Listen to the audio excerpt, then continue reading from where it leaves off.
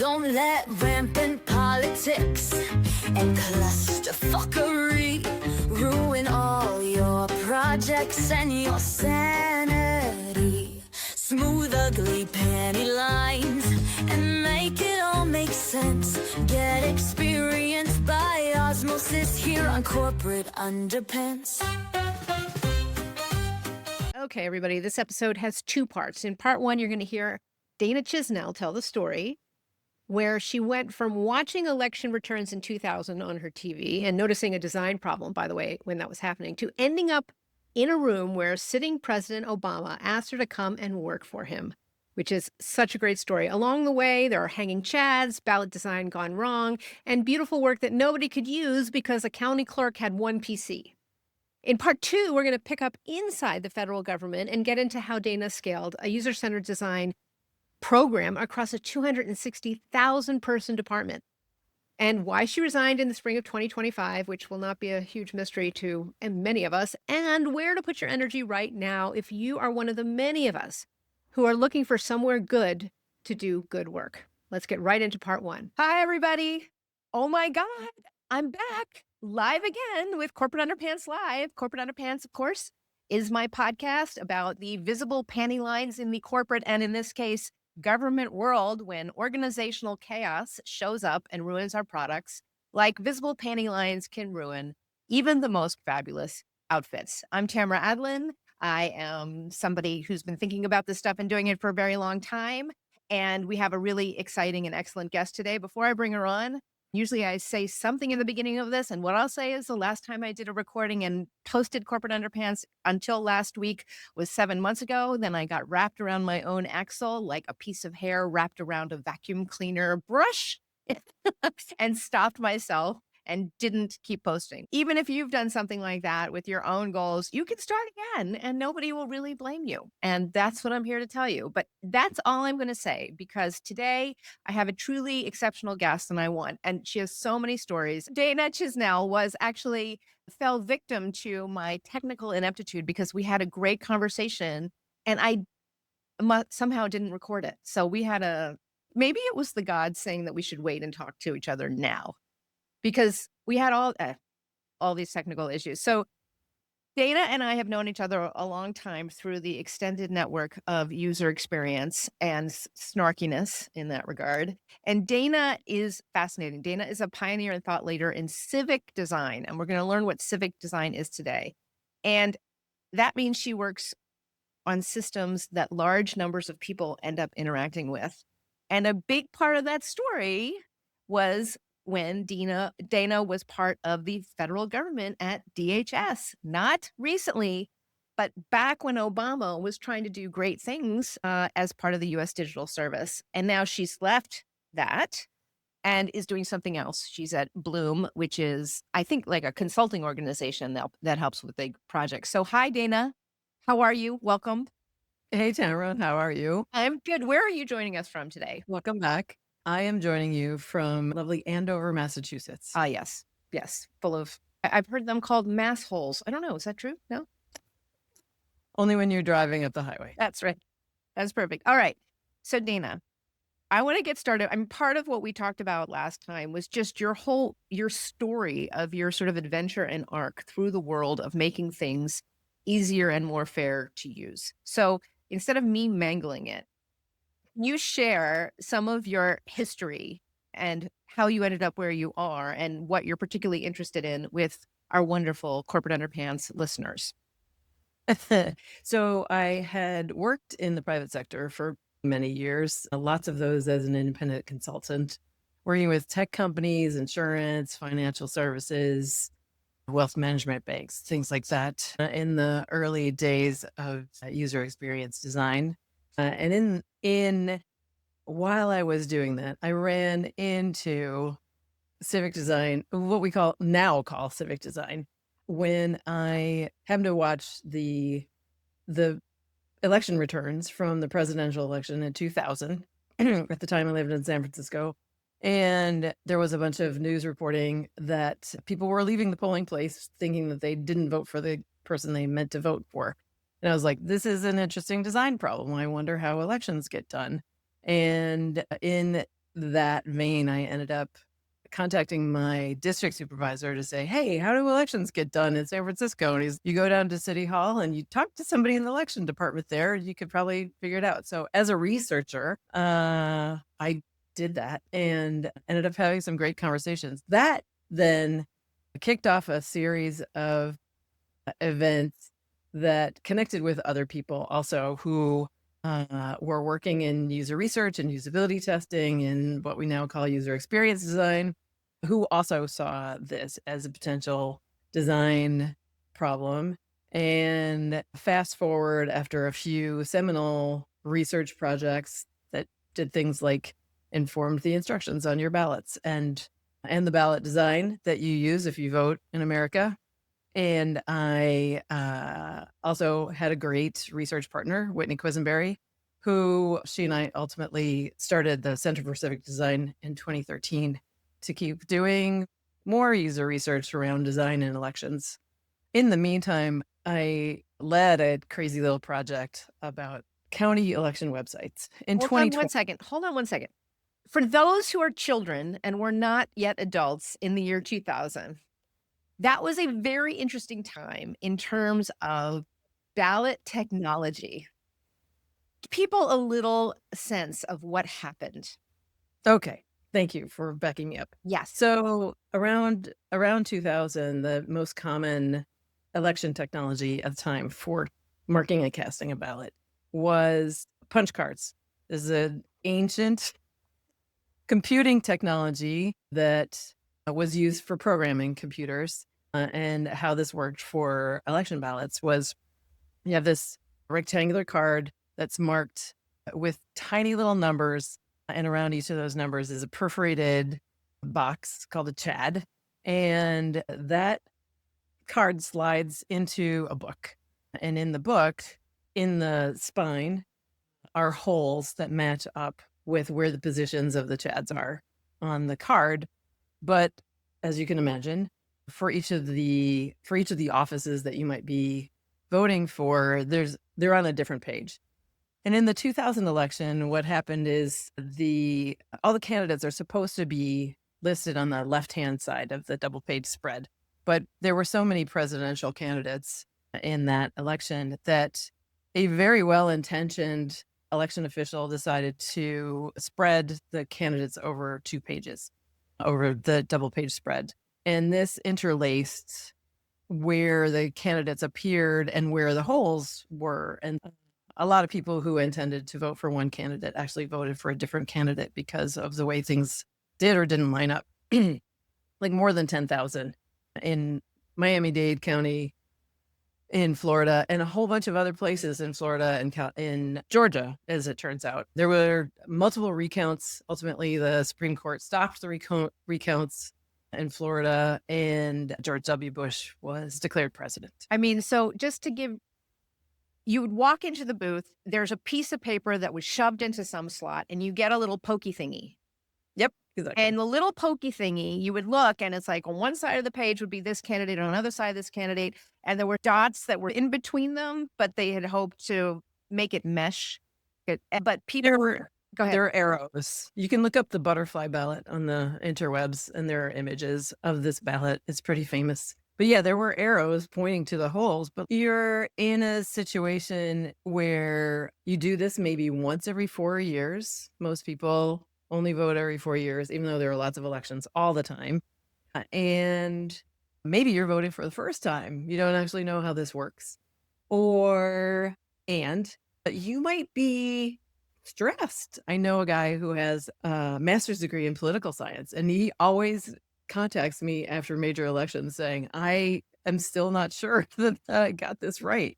And so even if you are a very experienced voter, you could have gone in to the voting booth in Florida, and it would not have been difficult for you to punch the hole, to push the chad out of the punch card. There we go. Yep. And end up voting for the candidate you did not intend to vote for. Yes. And so this is all marked up, but if you're watching us on video, you can see, and just search for the butterfly ballot. But it really is tricky to figure out exactly where you're supposed to click. And it wasn't even a click, it was a paper ballot. All right, so Yeah. this was a huge, ginormous story at the time because who would have thought that something as quote unquote simple as choosing who to vote for, and all you have to do is poke the correct thing, right? But meanwhile, there were all these stories about people with magnifying glasses and seeing if you meant to poke this one or trying to figure out intention, or people walking out and are instantly realizing that they voted for the wrong person and completely panicking because of a paper design that somebody did to try to save space. Yeah. Yes. Also, it was the best technology at the time. This was an improvement on lever machines, which is a mechanical voting system, like metal cogs and wheels that, and this is where the phrase pulling the lever comes from, where you can see the full face of about a list of candidates, and there are levers at each one, and you are turning the lever one way or the other to select your candidate. And then turn the lever to cast your ballot. And the punch cards were definitely an improvement, made tallying a lot easier. And the thing that people forget about the lever systems, even though there's this romantic nostalgia for them, is that those cogs wear out and they can mess up. The way that worked is that marked a paper tape. And so in the annals of election technology, moving from lever machines to punch cards was pretty good. And one of the reasons that the punch cards was way better was because you could tally votes much faster and have reliable results. Now, the problem that we saw loud and clear that had always existed but was magnified in the 2000 election was that if you don't push the CHAD all the way out, then somebody has to interpret the voter's intention. Did you mean to push that out, or was it a mistake? Like you might have pushed a little bit and then pulled back. And so that's why you see that picture of the dude with the magnifying glass, right? Because the CHADs are tiny. And he was making a determination about whether the voter who used that punch card actually had intended to push that CHAD out to mark their ballot. And here is a picture of that dude. This picture was everywhere. This is like a guy with red eyes holding up a magnifying glass to this like little punch card piece of paper. Robert Rosenberg, that's a judge of Broward County Canvassing Board. And this picture became infamous because of this whole situation. Let me ask you something. Again, I'm going to slow you down to speed up, not to speed up, but what were you working on right before this all happened? Where were you in your career? What were you working on? I was a freelance independent consultant. I'm mostly doing a lot of usability testing for companies like Intuit and Cisco and some companies that don't exist anymore. Yeah. Especially the .com boom had come and gone at that point. And I lived in San Francisco, so I worked with a lot of startups. A lot of startups and bigger companies. And then usability testing is, I like to refer to it as looking for wrinkles in the carpet, running a few individuals, usually not too many, through a particular experience to see if they get caught up in something. And if it's like a wrinkle in the carpet, if one person trips over it, lots of people are going to trip over it. Then you saw what was going on this national scale. And at that point, like big would have equaled working for bigger and bigger companies in our field. That's how things went, unless you decided on startups. And you saw writ large, a massive usability and interaction. Yes. This was ultimately about world peace, right? This is the president of the United States, the most powerful person on the planet, arguably. And I am pretty sure that things would be different today if the outcome of that election had been different. Yep. And so, and the technology part of that, which drove all of us in the field crazy at the time, was this is freaking paper. We were trying to get more influence on technology and websites and design and how to click. And then we see this massive cluster happening with this stupid paper documents that were then deciding our fate. So you said, okay, so bringing us back to where you were, you said, you were like, how does all this work? Yeah, this And seems like an interesting design it problem. seems like an interesting design, the understatement of the freaking century, literally. And so you went to find out how the hell does this happen? And were you Yeah. doing that to change your career? Were you doing this out of No, curiosity? no, I did it as a hobby for many years. I charged Wells Fargo and B of A exorbitant fees and used that to subsidize my civic tech habit. We didn't call it civic tech then. Like it wasn't a thing. Um, so that I could afford to take time to go do this other thing. Okay. So then what did you do? You started learning about this from the election officials in, I guess, in San Francisco where you were at the time? Yeah, I basically did a kind of stakeholder interview with some people who worked for the election department there. In the meantime, Whitney and other friends in the practices around usability testing and user experience design also went off in various directions, including working on standards. So in 2003, I think, yes, as a response to what happened in the election in 2000, Congress passed a law called the Help America Vote Act. And that set aside $3.9 billion, which was a lot of money in 2003, for all of the election jurisdictions across the country to buy new voting equipment. And the assumption, and it's baked into the law actually, is that you would, if you're a county or a parish or a township, wherever your elections get run, you would buy touchscreen voting systems, high tech touchscreen stuff. The problem ended up there being that those systems didn't have a good way of doing recounts, and it was hard for voters to verify that the computer was in fact registering their vote as they believed that they had marked it. So It's that almost comical. It is comical looking back on it. We have a problem with butterfly ballots. People aren't sure that they voted for the right person. Somebody goes back and tries to determine intent from looking at the back of the card to see what person. And then they have this big influx of money. Oh, we're going to solve this with touchscreens without thinking that, like, how are people going to be sure that their vote was counted right. as they intended? Which it doesn't take a rocket surgeonist to realize that a touchscreen isn't going to be much better for that. It didn't take long to figure it out. Actually, it took a couple of elections before election officials were like, this is not going to work very well. Bunch of remediation happened. Things got attached to these voting systems. So you got a paper tape that showed how the ballot was marked and cast. This made it possible also to record a vote record in the system where you could do recounts. But in the meantime, the Help America Vote Act also launched a whole bunch of other things, including the Election Assistance Commission, which is an independent commission that is bipartisan, that does what it says it does. It assists people running elections at the state and county level in administering elections securely, safely, etc. And it continues today, fortunately, that they also direct the National Institute of Standards and Technology on voluntary voting system guidelines. The federal government cannot impose standards on election equipment legally. But what does that mean anymore? So it's called the Voluntary Voting System Guidelines, the VVSG, to create standards for voting systems that can then be tested to and certified for federal elections. So security, hardware, software, accessibility, and usability were included in those standards as well.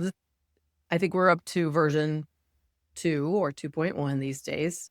Anybody out there who knows the answer to this question, chime in. But there was a lot of research that went into developing those standards, including doing testing with people with disabilities, testing around plain language and what people understand in instructions on ballots and Here things with like that. this, that this was, you were still not, first of all, let me just say something. Maybe there's a reason that our conversation didn't get recorded properly last time, because there's a whole other color on this now, because we're talking in at the end of March 2026. In hearing you talk about this sort of massive amount of effort and money that Mhm. went into making elections fair, usable, accessible, right? That wasn't color. That color didn't quite exist in this shade. Yeah, that's yet back when we talked last time. And so, what year are you talking about now when there was this big? So the Help America Vote Act passed in 2003. This launched the EAC in 2004-ish. Then the research happened in 2004, 5, 6, 7 is when I was working on it. In what capacity And were who were you working for? I was an independent consultant Okay. doing work with NIST, with the National Institute of Standards and Technology. Okay, so you had only in a few years gone from doing usability tests for Intuit or whoever to working on something on a social technology scale. You had actually moved yourself over, Yeah. which is not easy to do. I think there's so many people right now actually in our industry who are like wanting to switch or move. So that's an inspiring thing. Yeah, I hear that. Also, the numbers of us who were doing that kind of work was pretty small at the time, especially compared to the number of people who are doing experience design research today. It was possible Yeah. in 2000 to know practically everyone in the United States who was doing this work. Okay, so then now we're up to you're working as a consultant or contractor to NIST on these election issues. Keep us going. Let's see what happens next with you. What happens next is the Election Assistance Commission contracts with the AIGA, the Graphic Arts Association, to do some research and develop a design system, basically, although it wasn't called that, for printed ballots. And AIGA did a ton of research in the field with lots of people of different abilities and languages and things like that. And they came up with a beautiful design and a gorgeous document that was about 350 pages. Now, remember, this is before iPhones. This is still when a lot of people don't even have email addresses. And the EAC sends this thing out on CDs to county clerks, some of whom don't even actually have PCs. And it is overwhelming to those folks to think that they might need to or be ordered to update the design on their printed ballots. And they're like, no. Also, it turns out that none of the commercially available voting systems at the time could actually support this design. And so this led a bunch of the people who I loved working with and I to rethink, like, how could we move better design forward in this space? And where we got to was basically a top 10 list of things. If you were going to do only these 10 things to improve ballot design to ensure that people voted the way they intended, do these things. And so AIGA came out with a list. It was an okay list. It was a designer's list. It was not really an election official's list.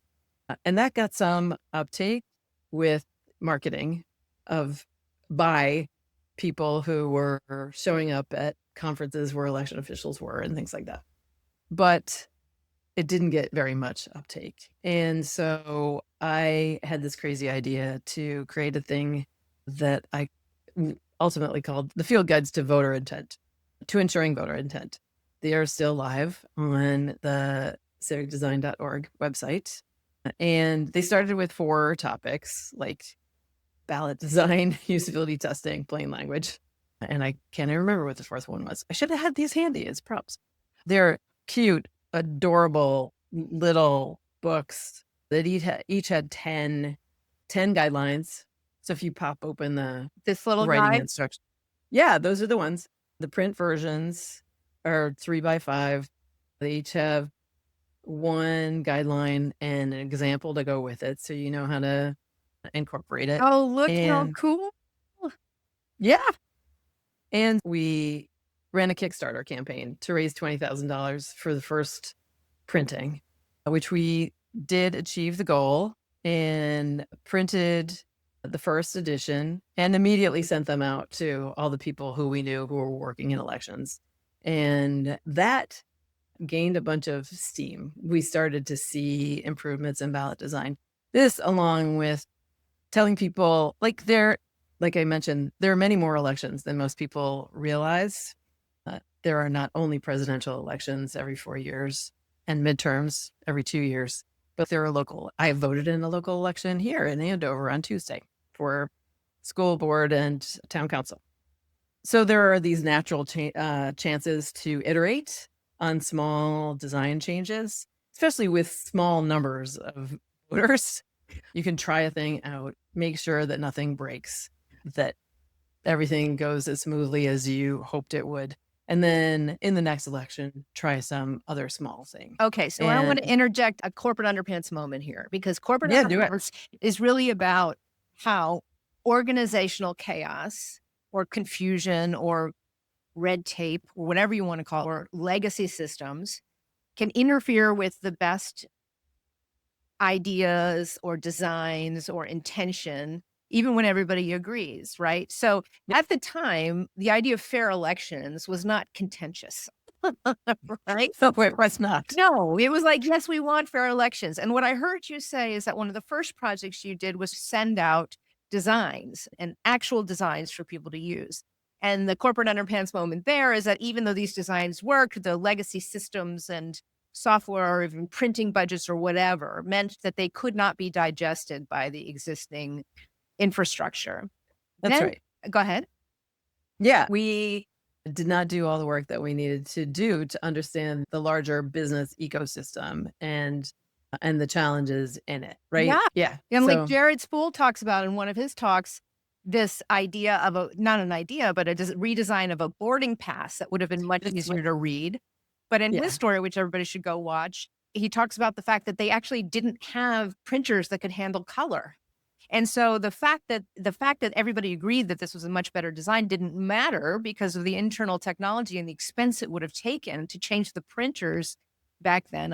And so AIGA, all the best minds, here you go, folks. Here it is. It's all designed for you. Take it. And they were like, yeah, unfortunately. And so then the next thing you did were these cute books, which had the little hanging chad sort of suggestion in I like the way they were designed. These 10 little cute little books of, if you're going to do it yourself, don't center the type. Don't use all caps, right? And then you had to raise money to send these out, which were then suggestions. You could take what they could from them. And this is classic. This is classic for those of us interested in how org structure stands in the way of everybody doing a great design, even though everybody wants to. It's bigger and deeper and has more weird roots and connections, no matter what it is. And this is a great example because the intention of everybody at that time was, let's make elections better and more accessible. And even when you tried to do the work for them and got AIGA, which is the ultimate in graphic design resources at that time, and maybe still, they could not digest them. It's like corn. Everybody loves it, but nobody can digest it. Something like that. Yes. Something like that. It's the see you later design. Yeah. Anyway. And admittedly, and I think the Election Assistance Commission at the time did not understand that on the ground in Midway, Texas, where there's a county clerk who does everything from registering kids for school to making sure that your garbage gets picked up and running elections, that she had one PC in the office and it was not going to run InDesign or whatever the equivalent was at the time to actually lay out a ballot. And even if she could, her printer couldn't deliver on what this design did. And even if they could, the way ballot scanners work and tally machines worked at the time, they would not have been able to process. Okay. So if you're listening to this and feeling like, why can't I get people to listen to me, or why won't they use our good work? You're hearing a real live example. And I also picture you, Dana, as somebody that throughout your career was then forced to, and probably wanted to, then you were like, where's the problem? It must be one level up from here. It must be one level up. It must be one level up from there, right? So you start with San Francisco curiosity. You end up starting to do this work that's meant to go out on a national scale. And you keep doing great work and it keeps hitting, it just keeps smacking into a wall. Yeah. And you just didn't stop. You just kept looking. No. No. Also, I want to put in a plug. You mentioned how cute the field guide design is. That was done by Drew Davies at Oxide Design. He's an amazing designer and was my partner on creating the field guides from the beginning. So shout out to Drew. And they're really appealing and inviting. And that matters because nobody wants to read a big fat report. It did. It did matter. And in fact, I have a nice example of this. I ultimately moved away from San Francisco in 2010. But we published the field guides in 2012, 2013. And I sent a set of field guides to the clerk and a bunch of other people who I work with in the election department in San Francisco, just to say, hey, thinking about you. And a year or so later, after I moved, I went back for a visit. And actually, it must have been 2014. I went back for a visit. And I was just going to pop in for a coffee with my friend Barbara. And she's, oh, I got the conference room and I have gathered everybody up and we have some stuff to show you. And so there was somebody from each of the different areas of work in the election department who brought befores and afters of things that they had made. Forms, voter education stuff, voter information guides, posters, flyers for various kinds of events, ballots, including vote by mail ballots. And they went around the table and they showed me their befores and afters. And I was like, what happened? This is great. And Barbara said, we had these little books Oh and my it all God, made it did you feel cry? so doable. I would have cried. And how many years later was that after you had produced those? It was just a couple of years, actually. Yeah. So by then there was another generation of voting systems, and the thinking around how voting systems supported elections had also changed at that point, right? Like when we're looking at 2000, and this is true of like household and appliances at the time too. You bought a refrigerator, you expected it to last for 20 years. Nothing lasts that long anymore. And election equipment is similar, right? It stays with where we are in the rest of the technology ecosystem. And so by then we're on, I don't know, iteration 4-ish of voting systems where you have touchscreen systems, but they either generate a printed ballot that is voter verifiable, human readable, and human countable, or you mark a paper ballot, you put it into a system, you can see it get scanned, and that's the thing that gets tallied. Okay. Let's continue with you. I think we're up to maybe 2014. Where's the next big thing that happened? Yeah. So in 2013, Whitney and I started the Center for Civic Design, which she continues to do brilliant work at with an incredible team on all kinds of facets around elections. And we did a bunch of work around voter information for low propensity voters. But I had also, leading up to that period, done this crazy study on county election websites in the months leading up to the 2012 presidential election. Now, the web was a really different place in 2012 from what it is now. Generally, websites were not very good, and municipal localities did not have very good websites at all. In fact, it's like one county used a Pink Panther theme for their election website. Yeah. It was pretty bad out there, but I got to do this study. My main partner in this project was Sid Harrell, but a lot of people contributed to this. We looked at 140 or 50 county election websites. There are more than 5,000 counties in the United States, by the way. About a third of those counties didn't even have websites at the time. So we took a sample of the ones that did, and we mapped out the real estate, basically top left to bottom right, and what appeared there in terms of dominant visuals in headings and in graphics that would give us an indication of what we thought election officials believed was important for voters to know about. And then we did some usability testing, and I asked voters what their big questions were leading up to the election and how they would find the answers to that, and then asked them to go to their local county website to try to find the answers to those questions. It turns out the mental models of election administrators and the mental model of voters is really different from each other. And that was a big revelation. So I started giving presentations about this study all over the place because I just wouldn't shut up about it. And I was invited to be What were you trying to get across? What were you trying to get people to hear? that the government process, which is largely time driven, there are chronological deadlines, is not the way voters think about voting.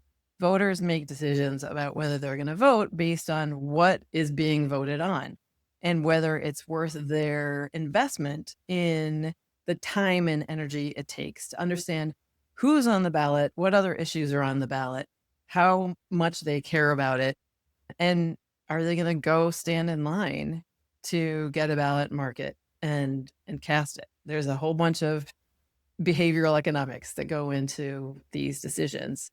And so the websites that we had reviewed were all based on these chronological deadlines that election officials have. Voter registration opens on this day, it closes on this day. Requests for absentee ballots start on this day, they close on this day. Election is on this day. Ballots must be in by 8 p.m. when the polls close. Counting starts at that point. So this is again underpants. This is, you are not the user. This is someone, a county, putting together a website that people go to related to an election coming up. Yeah. Just talking about the last day you can submit your form to whatever. Right, which makes perfect sense if you're an election official, right? You need to make sure that people know what the deadlines are and what their options are for voting. But from your point of view, everything is date driven on what those deadlines are. Right. But for voters, that's not true. They know when election day is, most of them, and they're deciding up until the very last minute, is it worth it for me to engage in this activity? Which has nothing to do with what the deadlines are. So Right. how would you have recommended, what did you have specific recommendations for what? Yeah, so we actually proposed an information architecture for their websites that we published in an academic paper for the Human Computer Interaction Society or whatever. It's out there somewhere. And also created a template that we shared around, and a lot of those places picked it up. And it was more Little about tidbits of, you see evidence of this today in a bunch of places where if you end up in an election website and one of the first three things is what's on my ballot, that came from that research. Oh, okay. Oh, what's on my ballot? Good Lord. Seems basic. Yep. And that wasn't happening before. So, No. and that's really powerful. And sometimes the kind of influence we can hope to have or expect to have is different than we thought it would be. But that's a huge thing. Getting what's on my ballot onto a website that's supposed to help voters is a big, fat, hairy deal, it turns out.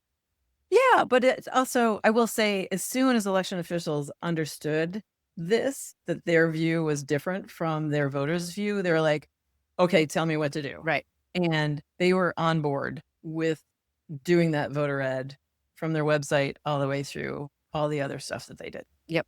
Okay. All right. What's the next step? Where did you go from here? So because I wouldn't shut up about this county election website, I was giving this presentation as a warm-up act to the first class of Presidential Innovation Fellows in Washington, D.C. And these people were not there to see me, but Yeah, there to see. they were there to see Jared Spool. Oh, okay. To see, yeah, many people do show up to see the Jared Spool show of Presidential Innovation Fellows. And so Jared was one of those? So Jared was the main speaker. Oh, okay. Okay. And so I was the warm-up act. Yeah. And there were some people from the White House Office of Science and Technology Policy there, along with a couple of presidential innovation fellows who I happen to know. And they came up to me after my talk, and they were like, "But what if we created a style guide for all the federal websites and made all the departments and agencies use it? Wouldn't that make things better for residents of the United States?" And I was like, "That's a dumb idea. That's never going to work." Why? But this led to a really wonderful evening and excellent friendships. And then a year after that, one of those people called me up and "We're doing a thing. It's at the White House. I want you to come. I can't really tell you very much about it, but I think it will be worth your while." So I'm going to DC from Massachusetts at my own expense for a thing that I don't know what it is. I don't know what's going to happen, and I don't know who else is going to be there. But because my friend Erie said I should be there, I did it. And it turned out to be the first roundtable for what would be the United States Digital Service that was formed by President Obama, largely in response to the failure of the rollout of healthcare.gov in 2013. Okay. So you make these friends. One of them says you should really show up. You walk into the White House? Is that what you did? It was no, because you can't actually walk into the White House. Of course, yeah. But there's a building right next door called the Eisenhower Executive Office Building, the EOB, and that's where the meetings were being held that day. And there were lots of interesting individual sessions and group conversations about what services delivered over the public internet by the federal government should be like and how that would get done.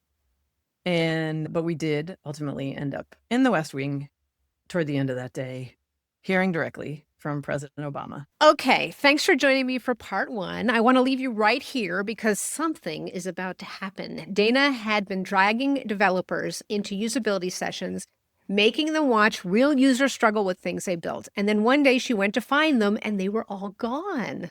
Listen to part two to find out where they went, what happened next, and what it actually looks like when a design culture starts to shift inside a giant, truly impossible organization. See you for part two. Thank you for joining me for another episode of Corporate Underpants, and there's lots more to come.